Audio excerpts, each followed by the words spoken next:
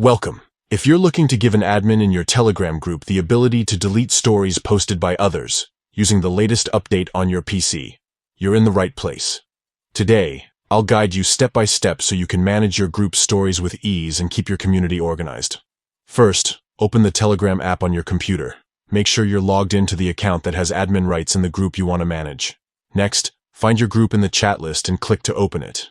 Once you're inside the group chat, look towards the top right corner of the Telegram window. You'll see 3 dots. Click on them to open the menu. From the drop-down, select Manage Group. This will take you to the group's management settings, where you have full control over how your group operates. Now, look for the Administrators section and click on it. Here, you'll see a list of all admins in your group.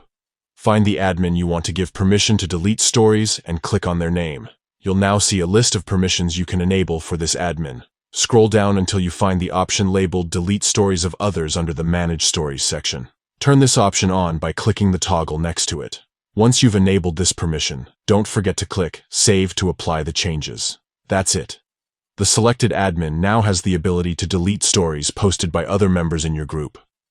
With this new update, managing stories in your Telegram group is more flexible than ever.